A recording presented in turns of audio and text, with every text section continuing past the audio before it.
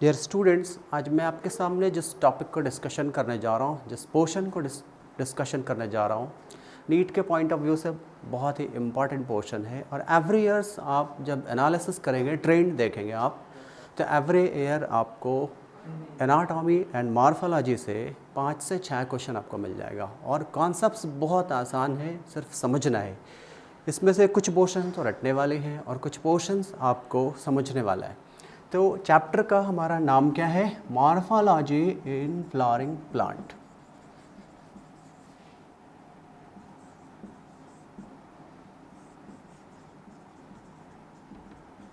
Of flowering plants. मैं इस chapter में जाने से पहले आपके साथ कुछ बातें शेयर करना चाहूँगा। अभी कोरोना स्पाइक ने पूरे देश का और पूरी कंट्री का, हमारी पूरी कंट्री का और पूरे वर्ल्ड की सिचुएशन को गड़बड़ कर दिया है। सारा सिस्टम, चाहे वह एजुकेशनल सिस्टम हो या दुनिया का कोई भी सिस्टम हो, आप देख रहे हैं सारी चीज़ें अनबैलेंस्ड हो चुकी है। इस कोरोना स्पाइक में आपको जो करियर की टेंशन है और हमें जो आपको पढ़ाने की टेंशन है, आपका एक इम्पॉर्टेंट टाइम, बहुत कॉस्टली टाइम जो है आपका जा रहा है, निकल रहा है और आपको फ्रस्ट्रेशन आ रही है। मैं आपके साथ इसी फ्रस्ट्रेशन के लिए मैं 2-4 बातें शेयर करना चाहूँगा। सबसे पहली चीज़, आप इस मुसीबत में अकेले नहीं, पूरी दुनिया इससे जूझ रही है। इसीलिए और पूरी दुनिया का एजुकेशनल सिस्टम इससे गड़बड़ चल रहा है, प्रॉब्लम में चल रहा है। हर के एग्ज़ाम्स डेट एक्सटेंड हो रहे हैं, जैसा कि हमारा भी हो गया है। एनटीए ने जो हमारा टाइम था एग्ज़ाम का, पहले जुलाई मई में एग्ज़ाम था, फिर जुलाई का आया, उसके बाद अभी आप देखते हैं 13 सितंबर हो गया है। तो मैं इन तमाम चीज़ों में आपसे कहना चाहूँगा कि आप अपने आप को डिमोटिवेट ना करें। खुद को डिमोटिवेट करने से बेहतर है कि अपने हौसले को, अपनी हिम्मत को बनाए रखें। और फिर एनटीए ने जो टाइम शेड्यूल दे रखा है, मुझे उम्मीद है सबसे कि अब वो एग्ज़ाम का डेट हम लोग का फाइनल डेट होगा और आपको फिर और एक्सटेंड करने की ज़रूरत जैसे आपको की खबर आपको सुनने को नहीं मिलेगी जैसे है। और आपका जो हौसला टूट रहा है, इंशाल्लाह फिर से बैलेंस हो जाएगा, आपको मेंटेन हो जाएगा। तो मैं आपसे ही रिक्वेस्ट करना चाहूँगा कि आप खुद को डिमोटिवेट न करें, नेगेटिविटी दिमाग में नहीं लाएं, अपने कॉलेज को मेंटेन करें और क्वेश्चंस के प्रैक्टिस को पूरा करते रहें। एक छोटी सी चीज़ और डिस्कस करना चाहूँगा, वो ये है कि हम में से बहुत सारे स्टूडेंट्स ऐसा समझते हैं कि उनका एजुकेशनल बैकग्राउंड बहुत स्ट्रॉन्ग नहीं है, उनके 12th के मार्क्स बहुत अच्छे नहीं आए हैं। फिर आप देखेंगे उसकी लैंग्वेज प्रॉब्लम बहुत ज़्यादा है, उसे कंटेंट समझ नहीं आती है, उसे टर्म समझ नहीं आती है। मैं आपको ये सारी चीज़ें समझने में हेल्प करूँगा और आपके करियर को, वो उस ड्रीम को पूरा करने में आपकी मदद करूँगा। आपको वीडियो अच्छी लगेगी, लास्ट में वीडियो के आखिर में चैनल को सब्सक्राइब करेंगे और बेल आइकन का बटन दबा करके इसे फॉरवर्ड करेंगे ताकि आपको रेगुलर अपडेट्स में देता रहो और आपको नीट के पैटर्न के बारे में अच्छे से जैसे जानकारी दूँ कि कैसे आप इसको क्रैक करेंगे। क्योंकि एक स्ट्रैटेजी का खेल है, इसमें कोई प्रॉब्लम्स नहीं है। जिसकी स्ट्रैटेजी जितनी अच्छी होती है नीट के लिए, वो उतना बेटर परफॉर्म कर पाते हैं। नॉलेज के साथ साथ आपको टाइमिंग, आपको किस चैप्टर पे कितना स्ट्रेस करना है, कौन से पोर्शंस को पढ़ना है, किसे छोड़ देना है, या किस पोर्शंस पे कितना डेप्थ पे जाना है, किस पे सरफेस पे रहना है, कौन से इन्फॉर्मेशंस को रट लेने से काम चल जाएगा, किसके बारे में वाइड स्फेयर होना चाहिए आपके पास नॉलेज का, ये सारी चीज़ें मैं आपसे डिस्कशन करूँगा। मेरा आपको जो टॉपिक है, जो चैप्टर है, वो है मॉर्फोलॉजी ऑफ फ्लावरिंग प्लांट्स। मैं आपसे यहाँ पर एक बहुत खूबसूरत नाम है जिससे कंसर्न है, वो नाम है कैथरीन एसॉप। आपने एनसीईआरटी की बुक में और दूसरी किताबों में इस लेडी साइंटिस्ट, किस नोबेल साइंटिस्ट के बारे में आपने ज़रूर पढ़ा होगा, नाम देखा होगा। कैथरीन एसॉप, ये यूक्रेन के साइंटिस्ट है। इसने एक किताब लिखी, शी रोट अ बुक। ये बहुत एनसाइक्लोपीडिया वाली बुक थी, बहुत मज़ेदार बुक है। आज जो भी मॉर्फोलॉजी और एनाटॉमी का कॉन्सेप्ट हम पढ़ते हैं वो इसी बुक से है। इस बुक का नाम है एनाटॉमी ऑफ सीड प्लांट।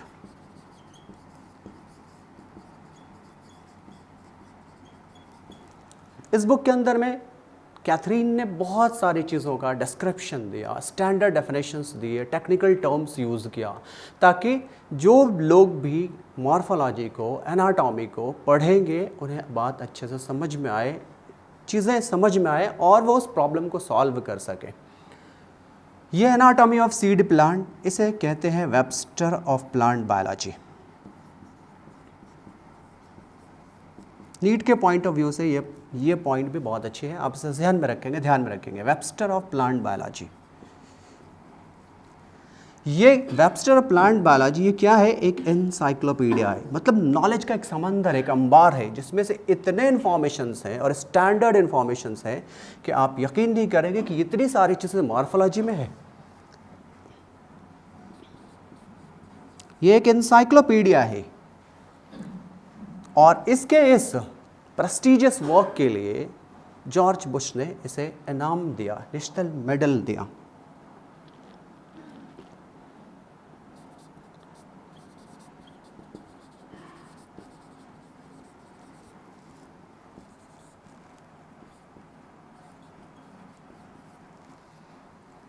ये 1898 में, सॉरी 1989 में इसे ये इनाम दिया। अमेरिकन प्रेसिडेंट जॉर्ज बुश ने इसे ये इनाम दिया और इसे एक ऑनर मिला 6th वुमेन का, क्योंकि इसका ये प्रेस्टिजियस वर्क बहुत ही इम्पॉर्टेंट है। आज जो भी मॉर्फोलॉजी एनाटॉमी हम पढ़ते हैं वो इसी की बुक से है, इसी के का दिया हुआ कॉन्सेप्ट है। हमारा टॉपिक है, हमारा पोर्शन है मॉर्फोलॉजी ऑफ फ्लावरिंग प्लांट्स। सबसे पहले हम ये जानेंगे कि मॉर्फोलॉजी है क्या।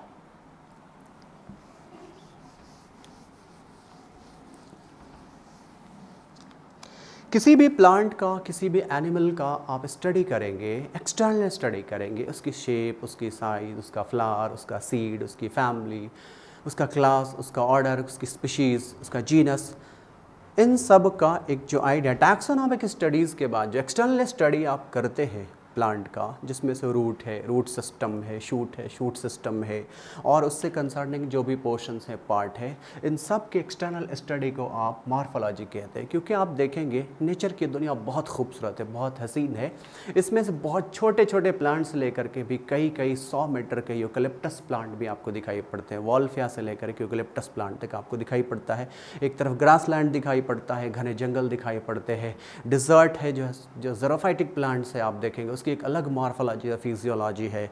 इस तरह इस एवरग्रीन फॉरेस्ट की एक अलग मॉर्फोलॉजी है और फिजियोलॉजी। इस तरह से कई प्लांट्स हैं जिसकी डाइवर्सिटी बहुत वाइड है। अब इस डाइवर्सिटी में एक्सटर्नल स्ट्रक्चर्स को हम जब स्टडी करते हैं, यही एक्सटर्नल स्ट्रक्चर की स्टडी हमें मॉर्फोलॉजी कहलाती है। तो हम इसे एक बार लिख लेते हैं, study of external structure of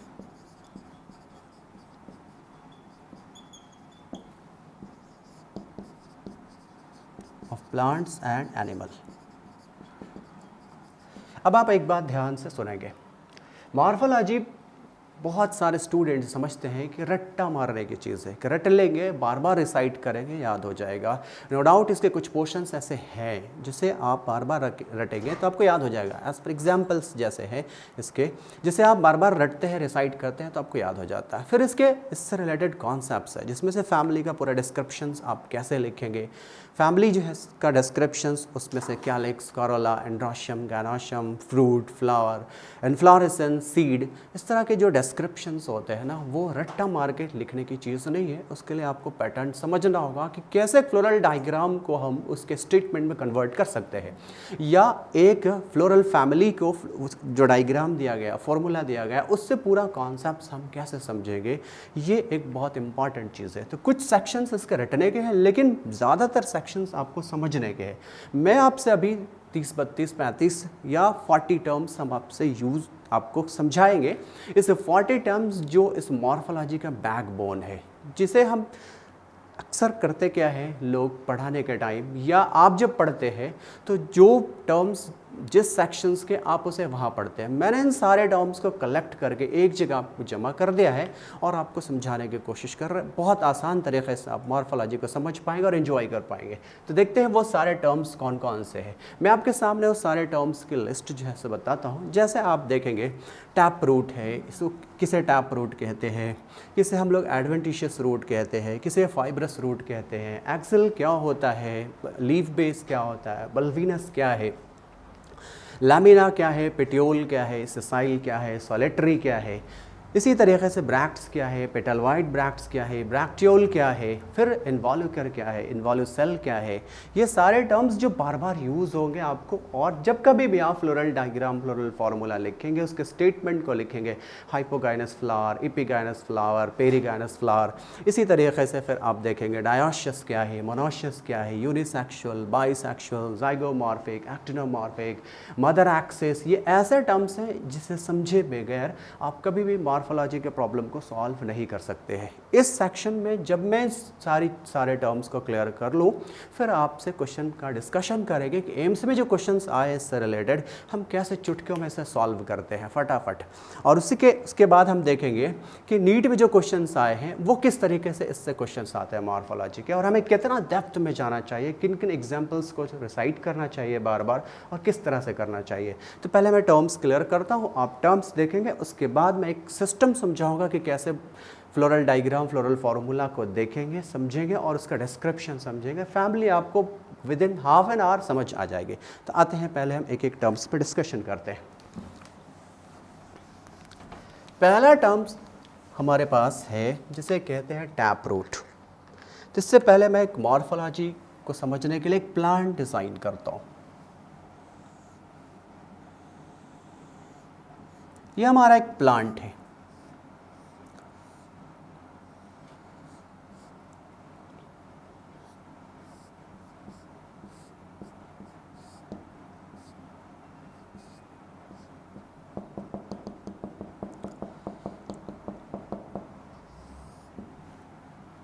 ये सॉइल पार्टिकल्स हैं और ये रूट है। रूट रेडिकल से डेवलप होता है और फिर ये रूट सिस्टम में चेंज हो जाता है। तो इस रूट हमारा किससे डेवलप होता है? रेडिकल से।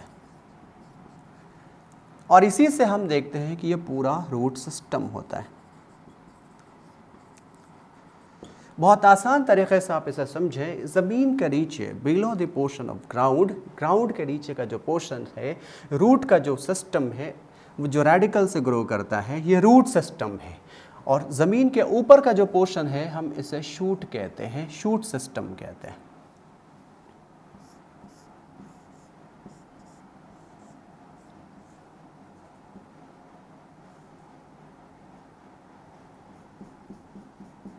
ये हमारा फ्रूट है।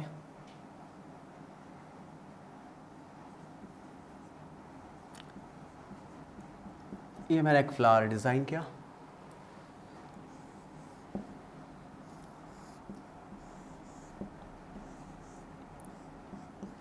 ये सब लीफ है। लोअर क्लासेस में भी हमने इस तरह के प्लांट का स्ट्रक्चर और इससे रिलेटेड कॉन्सेप्ट्स देखे होंगे, लेकिन वहाँ एप्लीकेशन हमें नहीं समझ आती थी कि इस प्लांट का क्या इम्पोर्टेंस है, इसे हमें कैसे समझना है। ये स्टेम, ये लीफ है, ये फ्रूट है, ये फ्लावर है,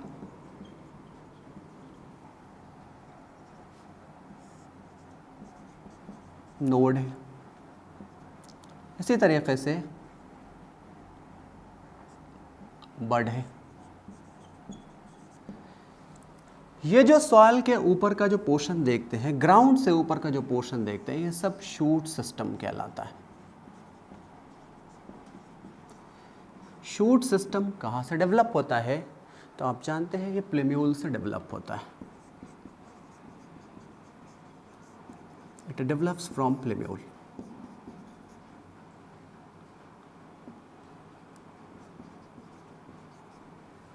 ये प्लेम्यूल से डेवलप होता है। रूट सिस्टम कहाँ से डेवलप होता है? रेडिकल से डेवलप होता है।